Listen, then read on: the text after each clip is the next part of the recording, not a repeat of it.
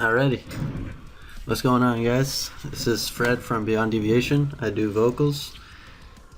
And Chris, guitar. Alrighty. So, we got a question here for you beautiful people. It's, could you tell us, for those who don't know you, who is Beyond Deviation? Okay, so I'm Fred. This is Chris. Just kidding. We're a band, from Gatineau, Ottawa, I'm Canada, so Chris is we're on a the Canadian Gatineau. deathcore band, and yeah, Canadian deathcore. That's what we are. That's what we do. mostly on the down-tempo deathcore side, though. Yeah. But Keep yeah, it that's slow. basically what we do. Just make heavy music. We make heavy music. Yep. That's about it. What are your influences? Korn? Slipknot? Yeah, Korn is one that we agree on for sure. You Yes. said Slipknot. Like me personally, I don't use it as an influence, but maybe Fred does. Even though some like studio tricks and stuff, I love to watch Slipknot videos because like their recordings are very raw, which is something I really like. But other than that, I'd say like every great down-tempo band out there, like Black Tongue, Traders, The Last 10 Seconds of Life. Woo! Yeah, I would say a lot of bands I listen to would be my influence. So, Last 10 for sure. Been listening to Rage Against the Machine. A lot of deathcore. Signs of the Swarm is really good. I like their newest stuff a lot. So question 3, since you've started the band, which are the main differences you see in the deathcore scene? But yeah, like the main difference I saw in the scene was obviously when it comes to the market, it's obviously the fall of Facebook. The fact that Facebook is going down, and also like all the algorithms and stuff, the fact that you have to pay for reach, all that stuff makes it so hard for bands to actually do something in the scene. Especially once you like reach a certain level, it starts to cost you a lot. To reach the amount of fans that we have on Facebook, it costs us like a good like close to $100 for sure. Like and it goes really quickly. Yeah, that's for the market. That's probably what I noticed. So I'd say a lot of the people are expecting the same thing from music nowadays. Like it's kind of like something gets released and they know what they're in for. But when something is so different from all the other releases and it stands out, then people are like mixed on it. And I think that's what we're kind of looking for. And we're going to be looking for as we, I guess, evolve. Use that word, evolve. As we change. Things are going to change for sure with time. And music's going to change. Our sound will always be changing. We're probably going to go into country soon and then start some bluegrass. Loud joking. But then we always like with each release, even if we do release something that sounds different, we always try to slap something that's like old school Beyond Deviation in it.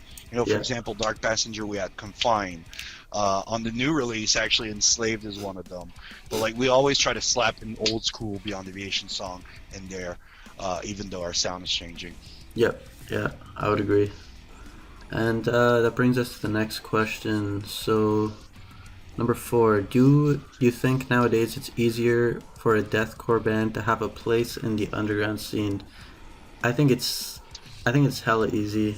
It's just that, like it's easy to make music. It's just the size of your band. It's gonna start small and then escaping that like 1,000 fan base. It's like difficult for these newer bands because there's so many, and it's good because I'm glad it's easy to make music now for people. I'd say like A lot more people into it. for a band to be able to like do something, if you have a good 100 loyal fans, like when I mean loyal, I'm thinking people buying your stuff, people actually helping you. That's all you need. You don't necessarily need a big big ass crowd. We do have a lot of people, followers on Facebook and Instagram and stuff like that, but we do have our little group of people that's very loyal and actually buy our stuff. They interact with us. Those are the people that you need if you're starting. Like Fred said, it's really easy to start a band. Now the problem is trying to get out of that little bubble a little bit, and that's why bands keep evolving and changing their sounds, because they're trying to reach more people. So that would be my take on it. And then and then again, even if you stay smaller and you stay a local band, I don't think there's an issue with that. There's nothing wrong with being local. Most of the local bands where we come from are actually really, really good. Martyrs, Orcrux, freaking A Scar for the Wicked. Who else? I mean, there used to be a band called Ibra Dreams that were insane. So many good bands out there, but it's just, it's hard to get out of that bubble. But if you're comfortable in there, just stay there. Like there's nothing wrong with being a smaller band. I would say it doesn't matter what kind of progression you're making, unless that's something you truly care about. As long as these people are making music they're enjoying and doing it for what they believe is right. A lot of people like progress. I would say it's not about the numbers. I would say it's more like within yourself. Like when we release something, I would say, how do I feel about it? Am I achieving my expectations? Other than that, I don't think the numbers really matter. It's just a matter it's of true what you're saying there. what we're happy with. Like me personally, a lot of people like it, like they always go back to White Noise, but for me, I feel like Dark Passenger, I can actually be proud of that album. Even the Plague King, I think, is a better EP than White Noise was. So personally, when it comes to like personal accomplishment, I do believe I'm moving forward. So to me, it's like, people like it, cool. People don't like it, whatever. Maybe they'll like something else later. You never know. So number 5, where was your first gig and how was it? So I wasn't in the band at the time. Chris is gonna answer this one. So, well, it was a long time ago. Our first gig was at Mavericks in Ottawa with Boars the Blade. Actually, Reaping Asmodia was there as well, and a Biotic. It was a good gig. I gotta say, it was really fun. We did prepare for it. It sounded good, especially considering that, back then we didn't play on tracks or anything, so like it did sound decent for what we had. And but yeah, like it went pretty good. We sold like a lot of tickets for it, but that was the problem as well, where we actually opened the show, and the second we were done playing, most of the people that that bought tickets off of us just left because they were there for us, and a lot of people didn't know these bands. So personally, I think that was a bad move, but we're not here to talk about that. But yeah, it did go pretty well, I'd say, like pretty well, and it was fun. And the guys in the Biotic are really cool. Nice. So number 7, your first EP is from 2015, so the White Noise EP. Which obstacles did you find along this journey? Okay. Again, I wasn't around at the time, but I've definitely heard a lot. So. Yeah, I mean, the White Noise EP was basically just obstacle. Yeah. Like, the whole time. In between writing I wrote the EP in like a one single night, and found a vocalist, recorded it at this local studio. I mean, the guy did a really good job for the price. It was decent, and then his hard drive failed, so we lost everything, and then we got like the songs but not really mixed or mastered, so then we sent the songs to a producer, which I'm not gonna name,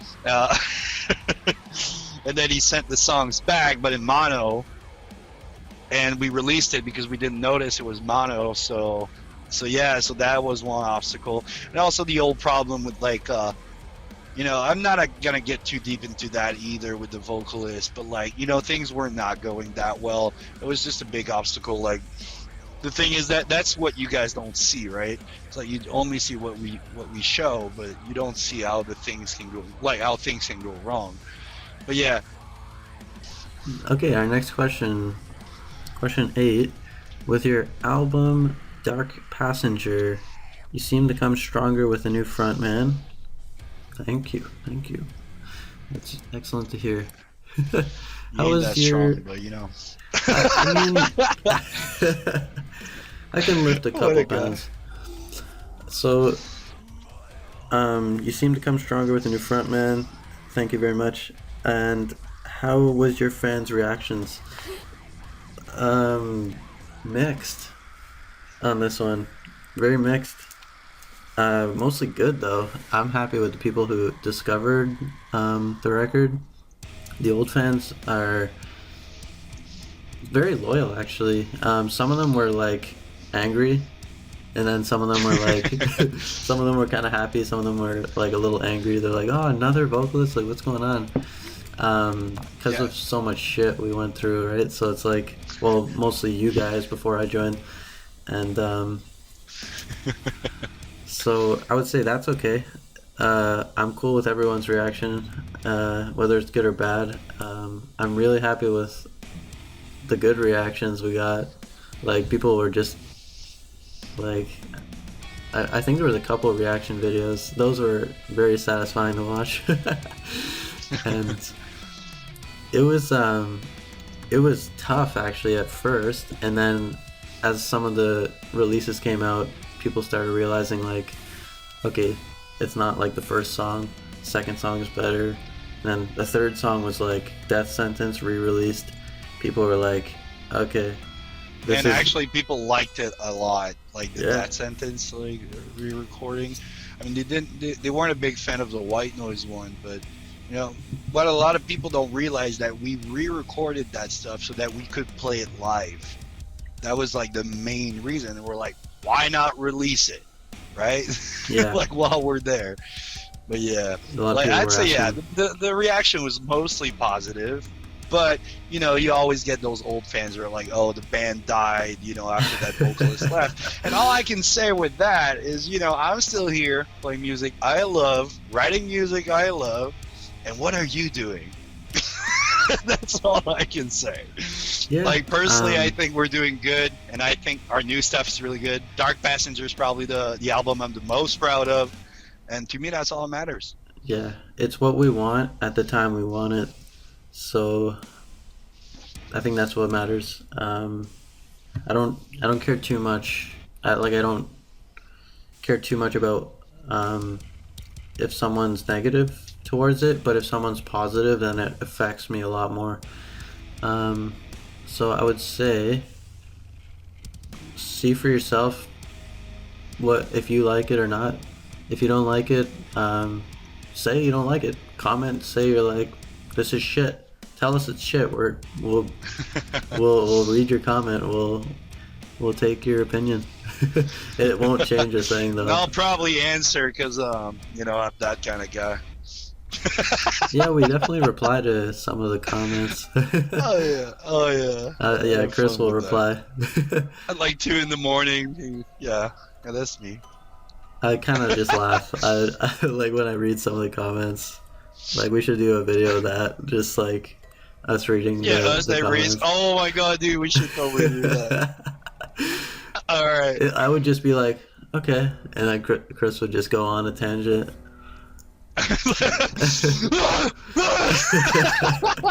What you gonna do, bro? All right, now, okay, now, what's the next question? Okay, so question 9. How's the writing lyrics process? Yeah, very fucked up. Very dark. That's one way to phrase it. So I wrote the Dark Passenger. The 2 songs, White Noise and Death Sentence, were written by Chris because those are originals from the White Noise EP. The rest of Dark Passenger, I wrote those songs in a very fucked up and dark place, hence why it's called Dark Passenger. So it's also a reference to Dexter. Yeah, that is true. We were talking about the name for weeks, trying to figure out like, what do we name this record? because it's dark, and it has to do with alternate personality, not split personality, but just more like a personality within yourself, someone who's different. It's like a side that you don't show like in public. Yeah. Like that's why I chose the reference with Dexter, because it was like that makes a lot of sense. He's a cute boy with bad feelings, just like my man Freddie. You're a cute boy with bad feelings. Girls, hit him up. All right.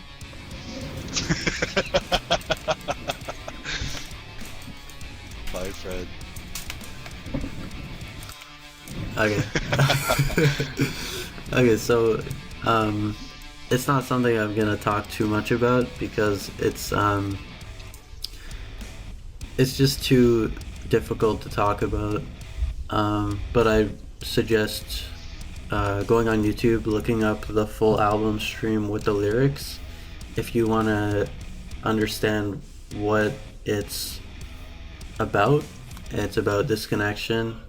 It's about losing touch with reality, and it's about a lot of death Suicide, and suicide. the afterlife.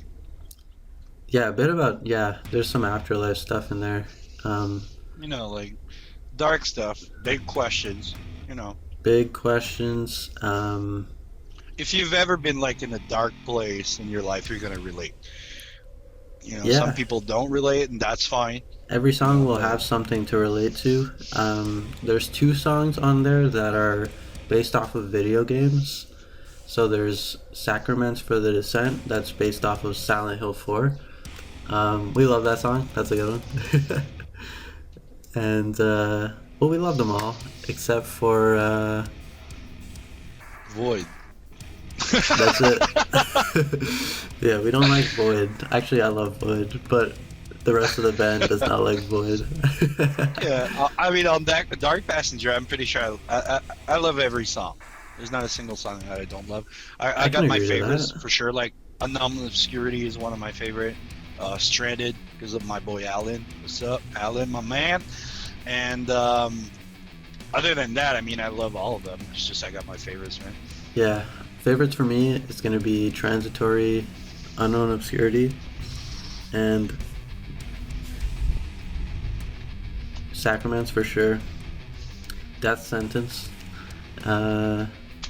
Favorite song to play is probably going to be White Noise, obviously. So many people know it, right? That's the thing. That's why we're never going to get White Noise out of the set, just so you guys know. It's never gonna happen. Never. Yeah, probably not. Yeah, so I would say go check it out. I'm not gonna talk too much about it just because it's too hard. It's too hard to talk about. It's a huge question. It's kind of like asking me, what's your life story? There it is. On that record. Yeah, it's written on the Dark Passenger. Buy it. What's up? Yeah. Money. Yeah. The shameless plug, man. Shameless plug. I mean, it's worth it. And then our last question here. Thank you for this interview. Could you leave one last message for those who are reading this? My last message would be, like, if you already know us, well, you know what to do, man. Listen to the album again, buy it, buy our merch and stuff. For those who don't know us, I mean, we got some more stuff coming in. We got 2 EPs out and an album, about to have another EP out, and then some more stuff probably this year. We're going to try to push for it. But yeah, for everyone who's watching, help us out. Yeah, definitely. Thanks to the guys for the interview, by the way. That's great. Thanks for having us. This is it's been really fun. It's always nice answering questions because sometimes it's just once a week we're just scrolling through. We'll make a post on Instagram asking something, but if you guys have questions, we're always active online, and we like to hear even what if you got it's to dumb say. stuff, right? Like, what's your favorite video game and stuff? Yeah, I just love interacting with you guys. We all play video games, and we're always down to play whatever's on the grid, whatever's coming Yeah, actually, out. I used to play Destiny 2 with like 2 fans. Like we played with them for a while. We're always playing video games. We're always doing something, and we're always working on music. Actually, one of us is. If one of us isn't, no, there's always someone. Yeah, there's a problem. That's the thing is like, we go through phases where like one of us is like playing a shitload of video games, the other person's really into music, and then the time comes where, yeah, it just rotates, and then we get to a point where we're like all in it, and then we just collaborate, and it all works out in a good way. And then also, if you guys want to collab with us, Fred can do some featurings and stuff. It's gonna be great. Yeah, I could pull some stuff off. I mean, I got my mic here, so need to clean this. Ready. But yeah, stay tuned for the rest of the year. We're gonna have a lot of stuff coming out, and yeah, probably gonna be our best year yet. I think so. I think good.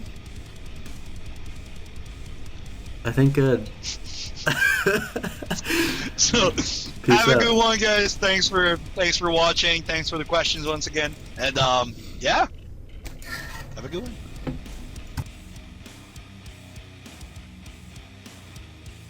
Wow, what do you think, Rock? I think good. You're gonna be too I think good. fat to run. Rock said he thinks it's good, so Rock, what do you think? I think good. What did you think of the mac and cheese at midnight? Do you really want to know? I'm curious. I think good. So what do you think of it? Think good. Okay. Hey, Rock. I have nothing to say. Said what I was going to say. Rock, what do you think of that? I think good.